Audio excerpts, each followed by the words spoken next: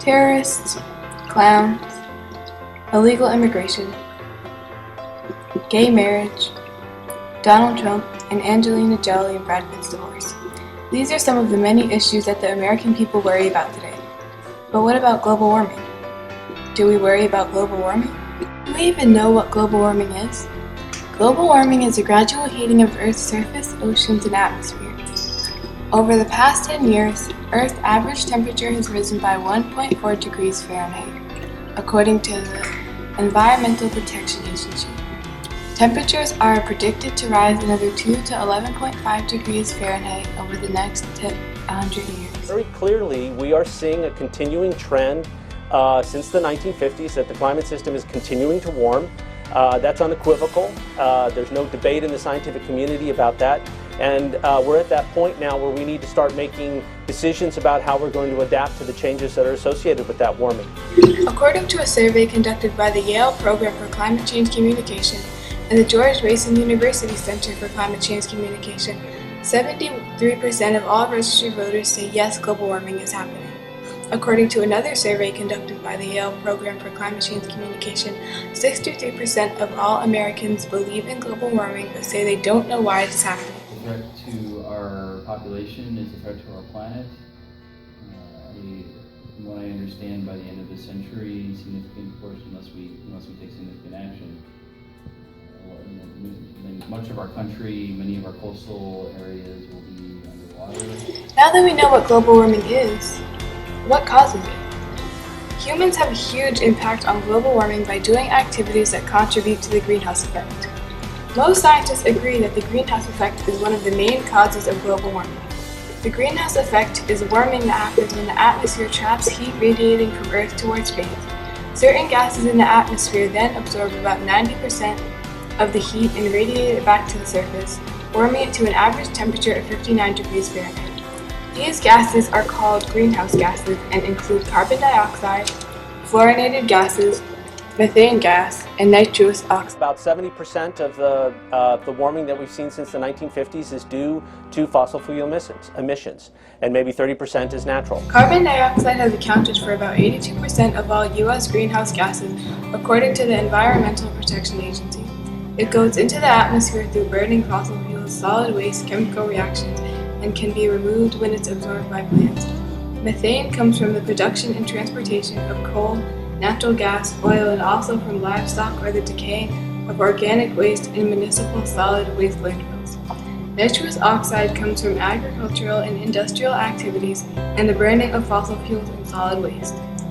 Fluorinated gases are gases that are emitted from industrial processes. The causes of global warming, who's responsible for most of those causes? In an analysis from the World Resources Institute, it was shown that from 1850 to 2011, the U.S. produced 27% of all carbon dioxide emissions in the world. That was more than any other country. Because of this, the United States is more responsible for global warming than anyone else. In 2013, American industrial facilities such as power plants, refineries, and chemical manufacturers contributed a lot to global warming. Specifically, coal-fixed power plants caused more carbon dioxide to be released into the atmosphere. More than 1,550 power plants emitted 2.1 billion metric tons of carbon dioxide and accounted for about 32% of the United States greenhouse gas pollution. Another main source was Texas. Texas is the biggest carbon emitter in the United States because of oil and natural gas production, according to the United States Energy Information Administration. Refinery and chemical plants also release a large amount of greenhouse gas. So now we know about global warming. We know about the causes and we know about what it is. But what are its effects? It has many. Global warming has an effect on the environment, on animals, and on us. It affects animals such as polar bears and other Arctic animals who live in cold areas. Because the ice is melting, they have to keep moving, and if we continue at this rate, there will be no more ice for them to live on. In Antarctica, the decline of the Adelaide penguin is already happening. Their numbers went from 32,000 to 11,000 in 30 years. Other effects include rising sea levels, increased precipitation, and hotter days. Hotter days can mean longer heat waves, which can lead to more deaths each year.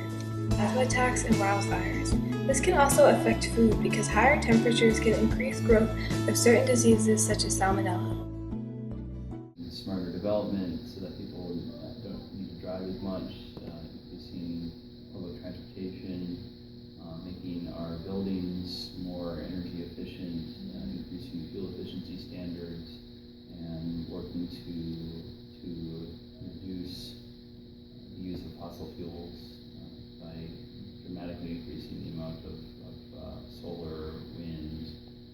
After all this, what can we do to reduce global warming? Some practical solutions include reducing emissions individually and nationally. We must stand up and take action by ordering government officials to execute a plan to significantly reduce the amount of emissions produced by Americans. Tropical deforestation is responsible for about 10% of the world's heat-trapping emissions. Decreasing tropical deforestation can significantly lower global warming emissions and can be a long-term fix. Many people have false information about global warming or don't know about it at all. Providing the public with correct information and facts may help us come up with more solutions. Additionally, we can increase the amount of gases we take out of the atmosphere. Plants and trees absorb carbon dioxide as they grow, removing carbon naturally. Increasing forest lands and adjusting the way we farm could increase the amount of carbon we're storing.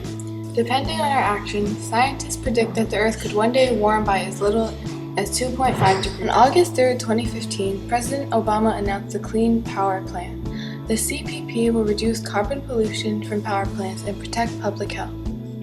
So you've seen the causes, you've seen the effects, and you've seen the solutions. Now, what are you going to do about it?